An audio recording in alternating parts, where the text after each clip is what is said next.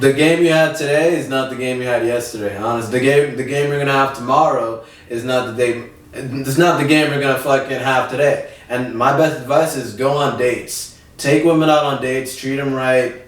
Because every date you go on, you learn something. You learn something new that you can adapt. You can okay, that didn't work. Sometimes they go on a date. It's a good safe place, honestly. 100%. Exactly. And this is how you this is basically in the field. After you get a number, either on the app, on the person, you follow up. You don't text just to text. Texting to text doesn't get you anywhere. You text to set up a date. You set up all right, let's do this. You find out what is she like, you find out her interest, and then you offer to take her somewhere where she can enjoy herself. Key thing. After she confirms and you have a, Friday night, 7:30, you have a time slot, you have a day, the day of, text to confirm. You don't want to show up to some place you confirm. But this is also important too. Alright, how you confirm is important. Exactly. Alright, how you confirm, right? Let them know. So instead of saying like, hey, are we still good for tonight, right? Mm-hmm. When you say it like that, it almost sounds like you're a little bit unconfident. It's right? a question. Yeah. So you say something along the lines that's like, is 7 still good for you? You know what I mean? Instead of saying like, are we still good for tonight, right? You're putting in specific detail. So it's saying like, basically saying like, yeah, we're still done tonight, but are you still good for 7, right? And like sometimes the girl will be like, oh, maybe I'm running a little bit behind, I'll push it back a little bit, right? So you're going out with the mindset of just like, we already committed to this date, you know what I mean? Exactly. And I just want to confirm that 7 o'clock is so good for you, so I have enough time. And by the way, when you're making a date, make a date for 7:30, right? Because people get off work at 5 o'clock, okay?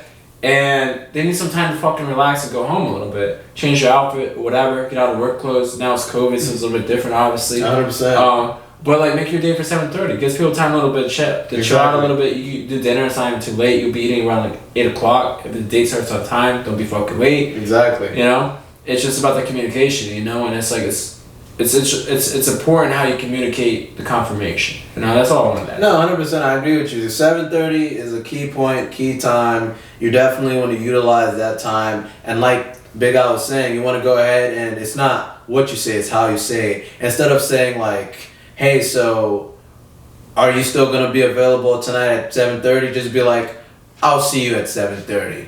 You know what I mean? Like that. Even cut it out like that. Like, it's like, yeah, it's kind of like what I'm saying, but like even like a little bit more direct. It's like, exactly. Oh, I'm looking forward to here. Actually, scratch that. Scratch what I fucking said earlier. The best way to do it is just like, I'm looking forward to seeing you at 7:30. Yeah, 100%. Just say that like earlier in the day, like around 1 o'clock. Send them like a quick little text of like, hey, I'm looking forward to see you later tonight. Exactly. Most of the times, here's another. It's the little things that might slip people. On a day of a date, don't text her the whole day. You don't need a text. Yeah, you don't need a text. Like, what the fuck? You don't need to have a conversation at night. Hey, you hit her up. Let's say afternoon. Okay.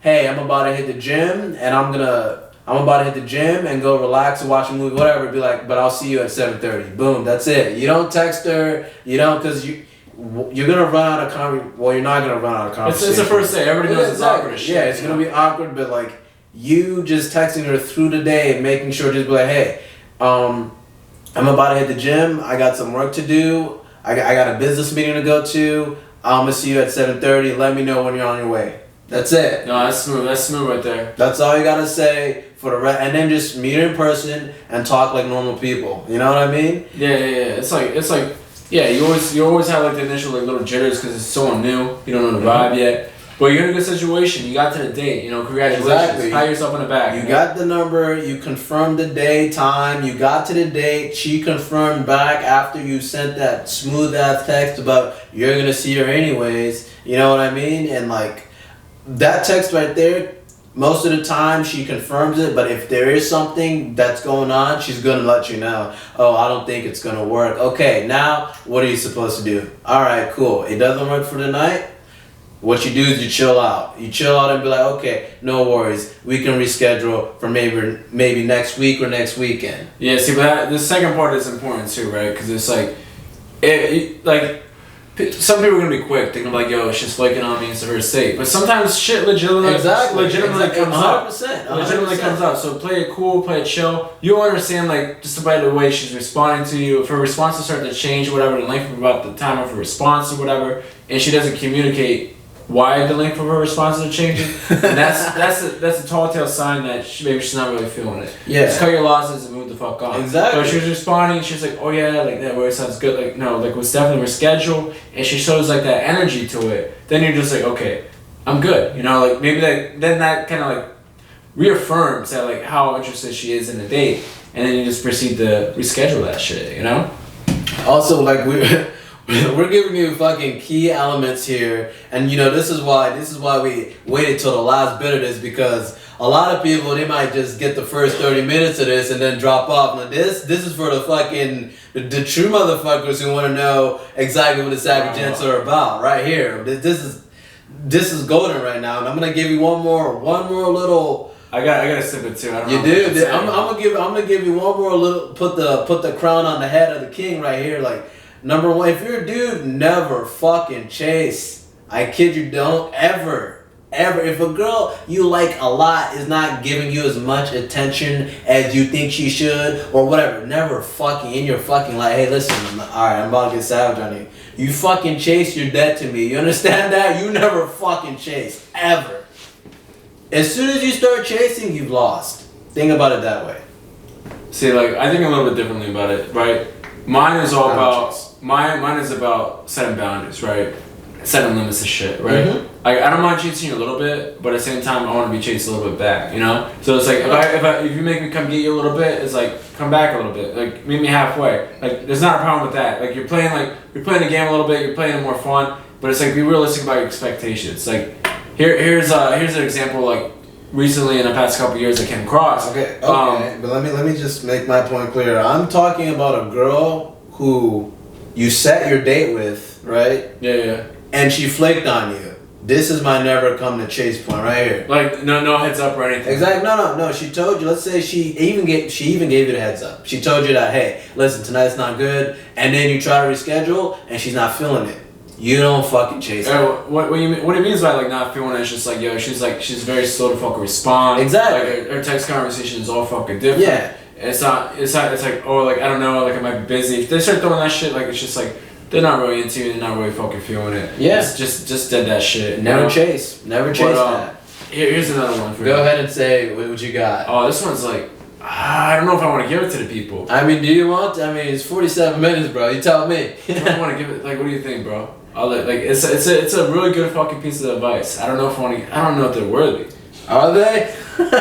Hit that like button. Yeah. Hit that like, subscribe, everything you gotta do. You gotta be worthy. As you see live, baby, we do this. It's gonna be a long one, so fuck it. What do you got? All right, this is for the worthy individuals. All right, if you're listening this long, if you're still here with us, I don't care. If you're still here with us, we appreciate you. He's about to drop some big time knowledge points on you. Please take it as you can. Yo, I've been wrestling myself. All right, but here we are, dude. Don't hear me out. Don't try to fuck the girl on the first date. Yeah, bro. Hold on. And even on a second date, don't even try to fuck her. Even if she tries to fuck you, be like.